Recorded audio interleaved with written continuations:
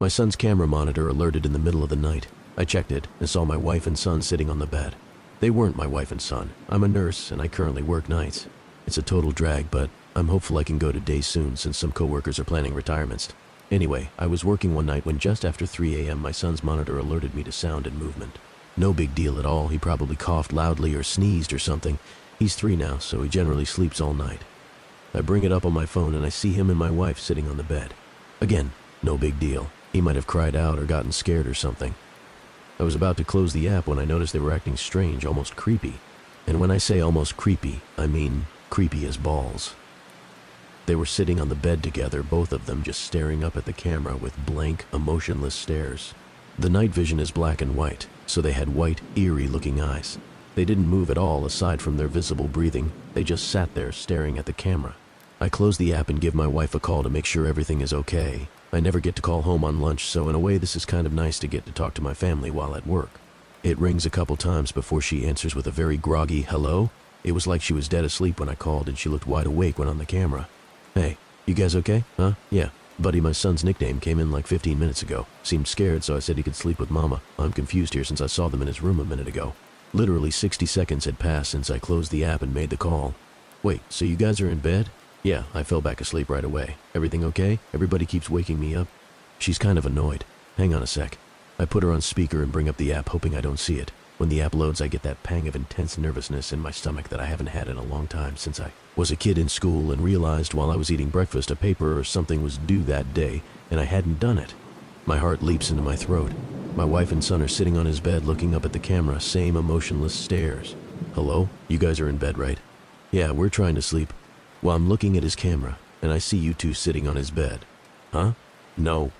We're in our bed. I know that's what you mean, but I'm looking at his bed and you two are in there. Hang on, she says. She's quiet for a sec while she brings up the camera on her phone. I hear this guttural, terrified gasp, like she had sucked all the air in the room into her lungs, filling them to capacity. I don't hear this kind of gasp from my wife often, usually only when she's truly afraid, like during a jump scare in a movie or one time when we turned her back on our son for literally a second and he was down by the mailbox inches from the road. I hear rustling of sheets and the line goes dead. Of course now I'm absolutely terrified myself, so I immediately call back. It goes to voicemail, so I call again. I call again and again with no answer. Finally, after about 4 minutes, she calls me. I tell you that 4 minutes felt like 40 years. Hey, what's happening? I ask. She's absolutely hysterical and crying. I can't understand a word she says. Stop. Slow down for just a second, I say. She slows down enough to explain they are in the car and driving to her parents. She looked at the camera, and when she saw what was on it, she got up and grabbed our son and rushed downstairs and out the door. Didn't even close the garage. Don't worry about it, I said. I'll drive by when I get off and close it. We live in a generally safe neighborhood, so I'm not too concerned the door is up. You will not go in there, she says. Hell no, I return. Why are we on the camera? She asked. Is it a recording? I don't know, I return. I'm gonna keep watching it and see if there's anything I can tell. Do our code words with Buddy. We have code words because we're nerds. We've seen too many pod people and imposter movies, so we decided a long time ago to make code words with each other, to be able to tell if one of us was an imposter. We have a couple code words, but we also have a 3-sentence story we recite together, each saying a different part alternately of each other. I hear her on the phone saying the things we taught our son. He giggles as he says them. He does every time we practice, since he thinks they're a joke and doesn't have any idea of the real meaning. We're both convinced he's our son. My wife then says our part and I'm convinced she's her. We made up these words as a complete joke to ourselves. I never once in my life ever imagined we'd actually need them. Unreal. She got to her parents safely and it was hard to hang up. I told her we'll figure it out in the morning, hopefully just a glitch. She said she didn't think it was a glitch. When she was running out, she had to run by our son's room and the door was open. There's a little flashing light on the back of the camera that indicates it's connected to the internet. It gives off just enough light that when she ran by, she thought she saw, out of the corner of her eye, a shadowy outline of what could have been an adult sitting on our son's bed. It sends chills down my spine to think about. Knowing they were safe and out of the house is the only thing that kept me at work that night. It was a long 4 hours, but I kept checking the camera every chance I got. Sure enough, they were still sitting on the bed staring up at the camera with emotionless gazes. I studied them to see if I could see any pattern, from their breathing to their blinking. Their breathing was steady and looked normal. It was their blinking that would tell me if this was just some kind of bizarre, time-looped freak accident video or not. I intently stare at my phone and count the seconds between each blink, telling myself if this is a loop, then their blink should be even and occur at the same time each time. There was no pattern to their blinking. It was erratic and random, just as a person blinking should be.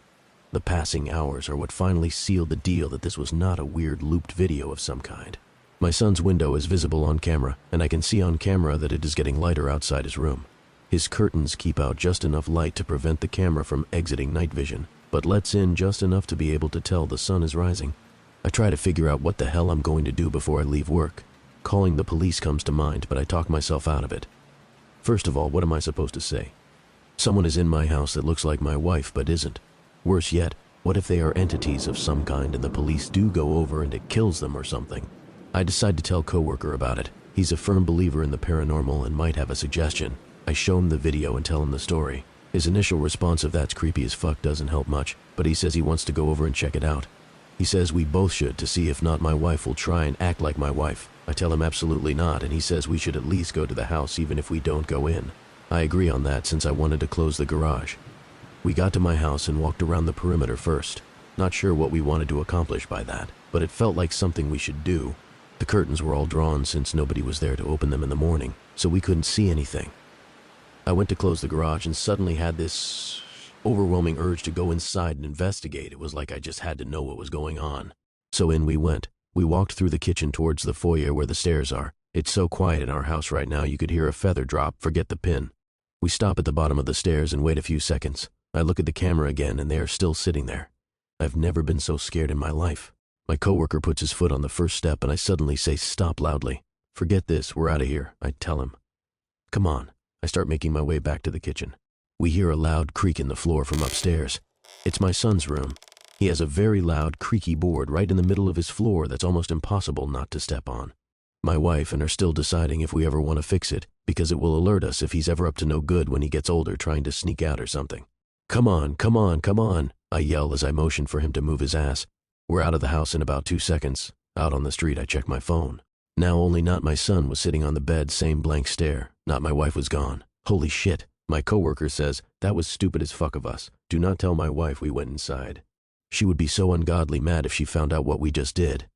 I use my garage door opener in my car to close the door. Before we leave, I look at the camera again. Not my wife is back on the bed with not my son, both staring blankly up at the camera, blinking every few seconds. That was all about 4 days ago now. Not my wife and not my son are still sitting on the bed staring up at the camera. They haven't moved a millimeter. We obviously haven't gone back to our house. What do we do? I'm sorry it's taken so long. It's been an emotional month. I felt like I'm losing my mind, or already lost it. I've been in the hospital for 3 weeks. You'll remember I left off at my wife's parents' house, not sure what the hell to do. My wife and I argued about it. My in-laws said call the priest. I told my wife we're calling the cops and that's it. The day we finally called the cops would be day 6. Not my family was still sitting on the goddamn bed staring at the camera. I told the dispatcher there were intruders in my house, leaving out the part where they looked exactly like my family. I told her we were out of the house, but I would meet the police there. She dispatched 2 units. My wife begged me not to go. I told her I had to be there. I had a foolproof plan. I would take her mom's iPhone and FaceTime with my wife while showing the police the camera on my phone. They would see this as a fucked up situation and hopefully proceed with caution. My coworker friend said he would come with me as well. My friend and I beat the cops to my house. Like most of you mentioned in the comments previously, I was packing heat. I have a concealed carry, so I had my 1911 .45 on me. I was not concerned this would bother the cops as I was going to inform them of my permit and that I was currently carrying. What I wasn't going to tell them was that I had my father-in-law's AR-15 in my trunk. It's almost funny how many of you mentioned that was the way to go in my previous entry. I didn't plan on telling the cops about it because I was not planning on needing it. They would come armed and prepared. They showed up and I let them know I was armed and then enacted my plan. I initially told them the story. They looked at each other like I was crazy and they didn't believe me. I FaceTimed my wife so they could see she was in fact not in the house despite what our camera was showing. They still didn't seem to believe me, but this did pique their interest. I hung up with my wife and told her I'd call her back as soon as we knew something. So now we're sure this isn't a recording. An officer stated, repeating what I said. It's not. The day-night cycle has changed every day. Their blinking is erratic and not cyclical like it was a repeat, I said. I know it's a stupid question, but your wife isn't a twin? The other officer asked. I told him no. My friend spoke up. I have an idea. Turn the volume up, I'll go throw a pebble at the window. He went around back while I turned up the volume to the max. Okay, I'm tossing. We heard the light tick sound from outside, but the 1-second delay on the camera came in loud and clear through my phone. Not my wife moved at the sound of the pebble hitting the window. The first time I'd actually seen her move aside from the time she wasn't on screen when I initially went inside our house the first day. She turned her head towards the window just slightly, before turning back to the camera. "Okay, so this is live," an officer said. "Okay, sir. I need you and your friend to stay outside here. We're going to go in and find out what's going on here." "Should you ask for more units?" I asked hopefully. "Not at this time. We're going to assess the situation first. They don't appear to be armed, but we're going to be cautious." I opened the garage for them, and they made their way in towards my kitchen door. They radioed dispatch that they were headed in and to stand by. They disappeared into my house. A few seconds after they went in, the camera went out. I wanted to vomit, and I felt like if I put my fingers in my mouth, I'd be able to feel my heart since it had leapt so far up into my throat. "Shit!" I yelled to my friend. I immediately popped the trunk and got my rifle out and ran into the garage, my friend right behind me. We got inside just in time to hear a low, guttural howl from upstairs, demonic sounding almost, along with raised voices from the police. There were several shots. "Need backup, shots fee." He was cut off. "Oh my God." My friend howled. He was scared shitless, but so was I. "God fucking damn it, I knew it," I said, running up the stairs. My son's room is the first one you come to after getting upstairs, so his wall is also what you see as you walk up the stairs.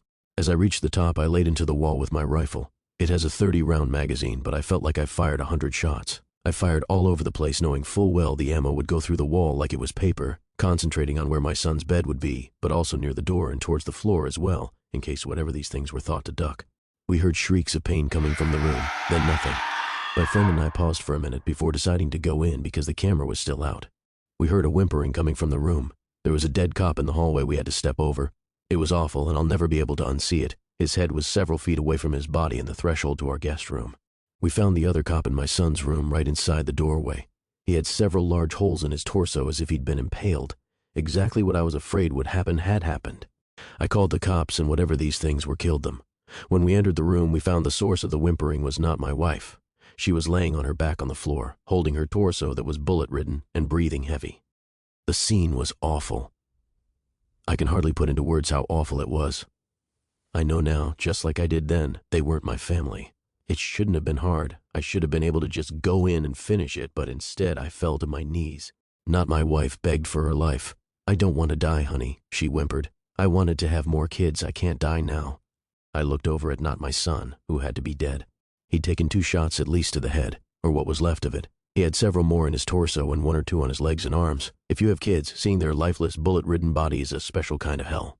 Again, I knew it wasn't my son, but it was. I was going to be sick. I'd killed my family. I turned back to not my wife. She was acting just like my wife. It even mimicked her anxiety about death that she has had in the past year or so. "It's not her, man. I forgot my friend was even there. It's not her. Shoot it." I know what you guys are thinking. How many times has this happened in the movies and you scream at your TV for the main character to just shoot the imposter because it's not their loved one? I guess movies get it right somehow. I'll never roll my eyes at the character who can't kill an imposter again. "Please don't shoot me," it begged. My hands were shaking as I aimed at it. Why couldn't I do it? I knew this wasn't my wife. "Listen, man," my friend began calmly. "Look at it. Its blood is yellow. It's not your family." Was it yellow? It was. Seeing my family slain was so traumatic I hadn't even noticed their blood wasn't red. I steadied my aim and not my wife suddenly stopped begging. She began that guttural, terrifying shriek, and something black or gray started to protrude from her mouth like a tentacle or something, and I fired. At that range, her head more or less exploded. Whatever these things were, they appeared to be mortal. I was still on my knees, and my friend was out in the hallway just outside the door. We heard the sounds of approaching police sirens. I'd forgotten one of the cops had gotten a shots fired call over the radio before being killed. It seemed like it had been hours, but it had only been about 5 minutes since the police had gone in.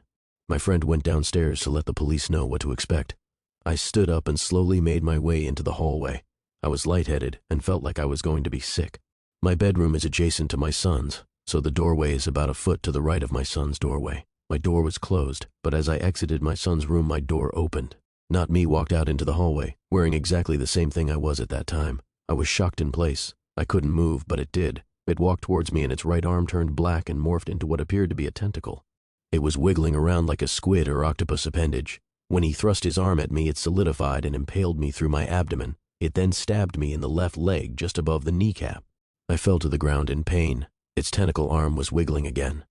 "Why did you kill my family?" it asked. When it spoke, its voice changed pitch several times. It was my voice, then much deeper, then normal again. It alternated several times saying that one sentence. It moved in closer. The rifle was gone by. I still had my .45. I pulled it out and got a shot off in its right knee. It howled. As Not Me fell to his knee, I fired a couple more shots, getting 2 into its abdomen and left side of its ribs. It breathed heavily for a few seconds before I used the last of my strength to aim proper and shot Not Me in the face. Its blood was also yellow. I lay there bleeding out, thinking this was it for sure. I still had some strength from adrenaline kicking in, so I took my belt off and tried to make a tourniquet for my leg. With my stomach wound, it was hard to give it a good yank to tighten it. I then took my shirt off and balled it up and packed my stomach wound and applied as much pressure as I could. Being a nurse probably saved my life. I passed out, but the measures I took must have kept me alive long enough for EMS to arrive. I heard raised voices and the sound of pounding coming up the stairs before I went out. It was probably a cop, but I felt pressure from somebody trying to keep my wound packed before I went out. I was in and out of consciousness as EMS arrived, along with probably every cop in the city. I was wheeled downstairs and put in an ambulance, but while I was being loaded onto the gurney upstairs, I heard cops freaking out, and rightfully so. They'd lost 2 brothers, and there were 3 other bodies. Did he kill his brother? Are they twins? Probably referring to Not Me's dead body, or his whole family. Put him on armed guard while at the hospital. He'll probably be getting charged. As I was getting placed into the ambulance, I saw my friend talking to a group of about 10 cops, all listening very intently to what he was saying. I went out again in the ambulance. I woke up in the ER. My wounds had been treated. The tentacle hadn't been more than a few inches wide, so it was just slightly larger than a large knife.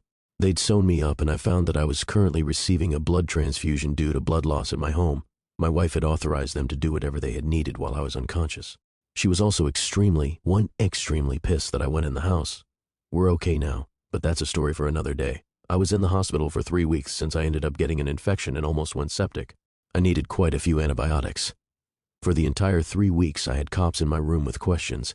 After about a week, they released me and no longer had me under armed guard. I told them absolutely everything, not caring if it made sense or not, and thank God my friend had come with me since he was able to corroborate this weird story. Midway through my hospital stay, men with suits came to pay me a visit. They were government, I knew right away. They said they were FBI, but I don't know if I believe that. They wanted to talk about not my family. The police chief and the coroner were involved, and it was very hush-hush. They made it clear this was not to get out to the public. This is where I have to apologize probably for an anticlimactic ending to this ordeal. I don't know what Not Me and my family were, neither do they. The only thing we know is that they were sentient creatures that looked like us and had yellow blood. I begged the coroner to tell me about their autopsies, but he said he wasn't allowed to say. He must have felt bad for me, since I received a bouquet of flowers a couple days later. The card inside the envelope read, "We don't know what they are. They have the same organs we do, but in different parts of their body aside from their brain. But what's red and pink inside us is green and yellow inside them. They're humanoid creatures, but whatever they aren't human. The government thinks they may be extraterrestrial. Destroy this letter a sap." We had our house professionally cleaned. It was almost surely a government team since they contacted us on behalf of the police. We could not find any Google reviews or website for the company online. My wife and I are not going to go back to our house. We would love to burn it down, but there's no way to do that and avoid suspicion of arson at this point. We'll end up taking a huge loss on the property since everyone in our neighborhood knows there was an incident involving multiple deaths in the house but don't know what actually happened. It'll be hard to sell, but eventually it will. We're going to move on from here. I told everyone at work it was a home invasion, and they bought it. I'll go back to work in a couple weeks, and we'll start looking for a new house. Again, I'm sorry. I know everyone wanted a concrete ending and to know exactly what the fuck those things were. But we just don't know. Aliens sounds good to me. I've been thinking if they were supernatural or actual demons, gunfire wouldn't have been able to kill them. It's just hard to say. If they were aliens, why did they just sit there and creep in our house for a week? They didn't even try to take over our lives. It's hard to wrap my head around. If it is aliens, keep your eyes peeled out there. There could be more of them.